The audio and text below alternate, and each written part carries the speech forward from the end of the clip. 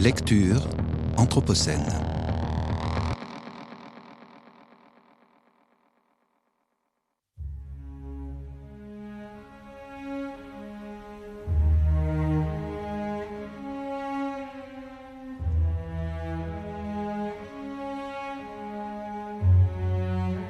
Reprenons du début de votre journée.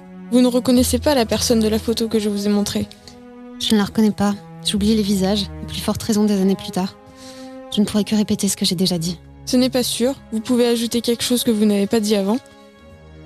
Peut-être, mais il ne s'agit pas d'une conversation entre deux voyageurs dans un train. Je suis interrogée par un magistrat. Vous décidez des sujets, mais moi je décide si j'ai envie de livrer un souvenir ou non. Je comprends. Je vous demande tout de même de revenir sur votre journée. Je me réveille tôt, vers 5 heures. J'attends 7 heures pour descendre dans la salle à manger et prendre mon petit déjeuner.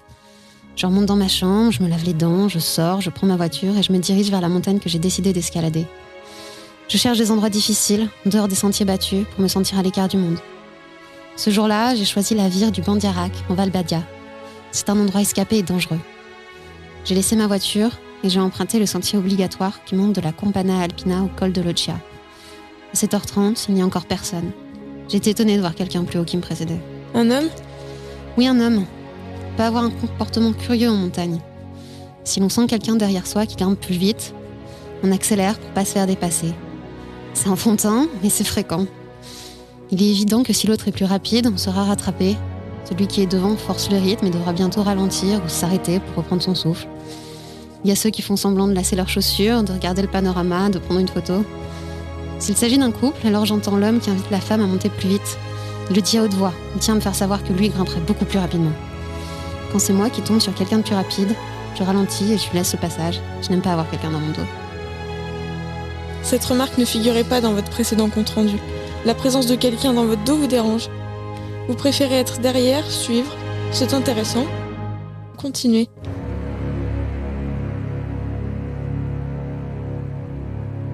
Je suis jusqu'au moment où je dois dépasser. Je n'ai pas rattrapé cet homme. Il avait manifestement forcé le pas. C'est mieux ainsi, je préfère éviter. Quand je grimpe à un rythme soutenu, mon corps entre dans une sorte d'état de méditation, pendant que ma tête passe des pensées légères à d'autres plus solennelles, à des images, des couplets de chansons, dialogues à distance. C'est un rythme intense et je n'ai pas envie de l'interrompre pour dépasser quelqu'un et saluer. Quand je grimpe, je ne fais pas de pause.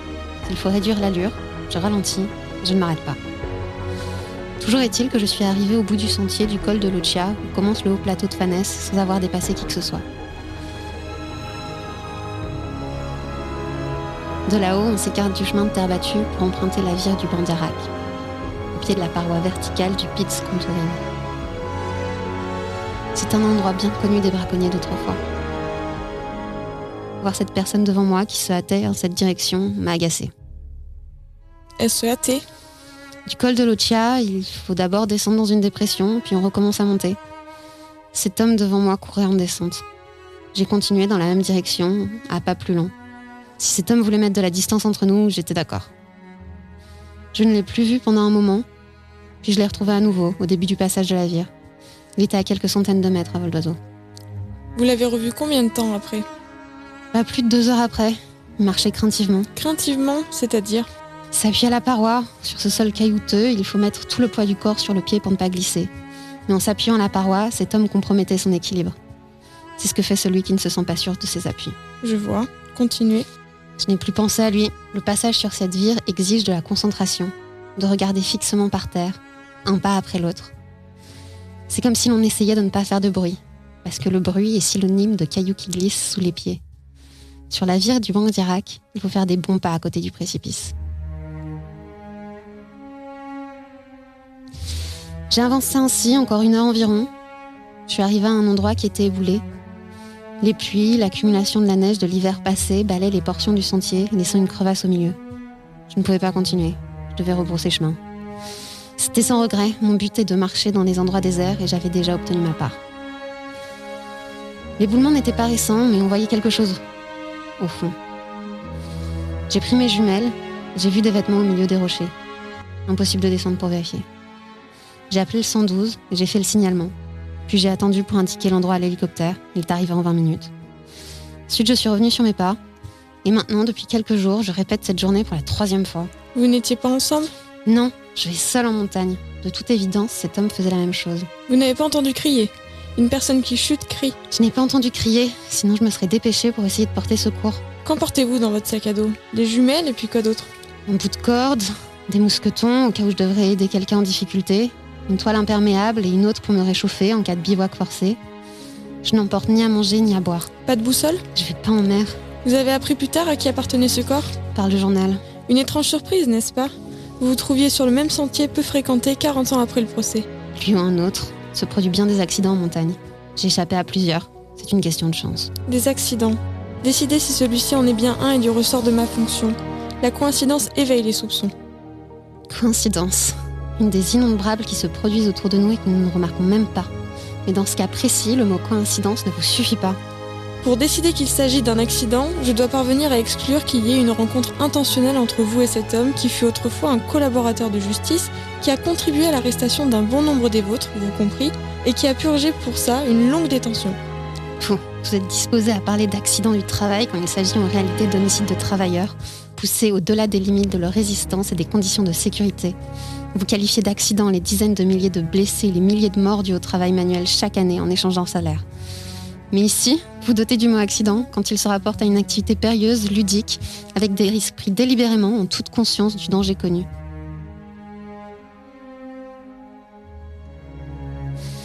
Ce sentier de la vie est difficile. Est-ce moi qui ai amené cet homme là-haut? Est-ce moi qui l'ai porté sur mon dos pour le jeter dans le vide? Ceux qui vont la tiennent compte du précipice. Votre question devrait être: dans quelles conditions? Qu'est-ce qui nous pousse à faire ça?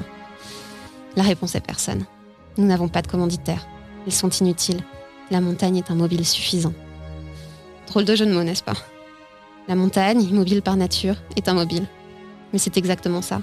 Elle attire à elle. Chacun a ses propres raisons d'y aller. La mienne est de tourner le dos à tout, de prendre de la distance. Je rejette le monde entier derrière moi. Je me déplace dans un espace vide et aussi dans un temps vide. Je vois comment était le monde sans nous, comme il le sera après. C'est un endroit qui n'a pas besoin qu'on le laisse en paix.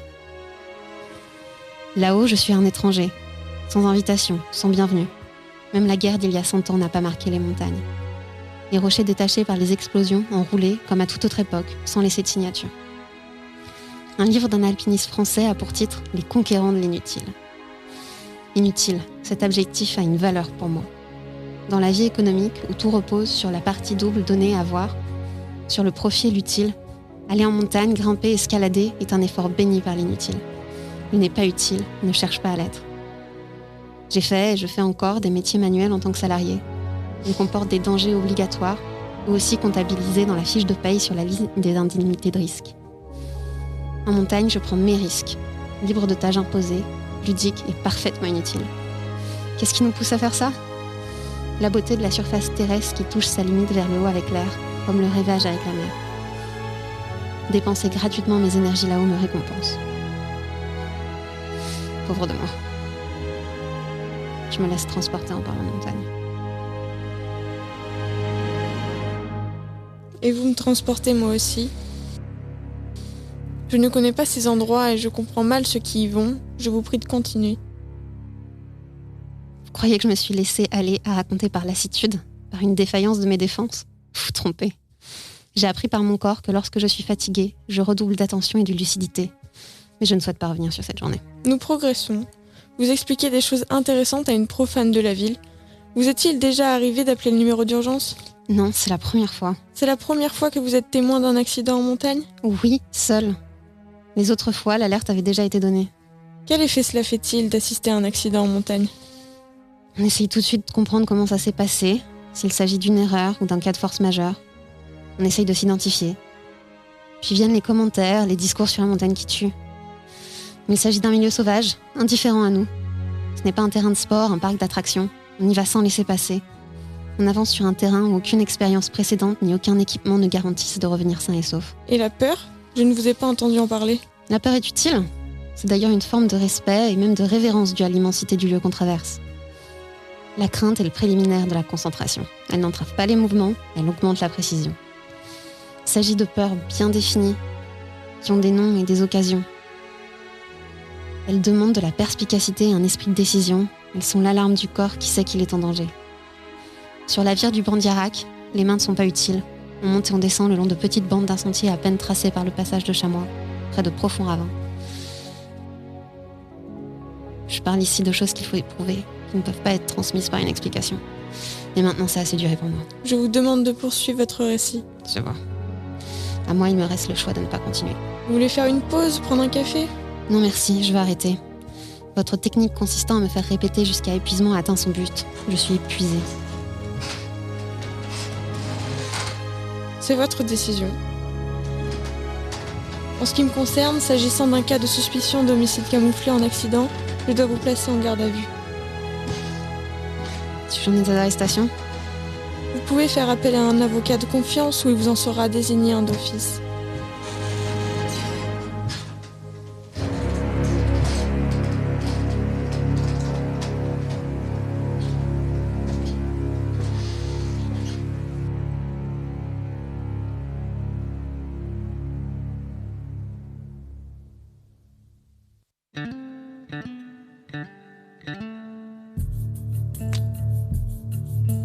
Lectures anthropocènes. Lecture anthropocène.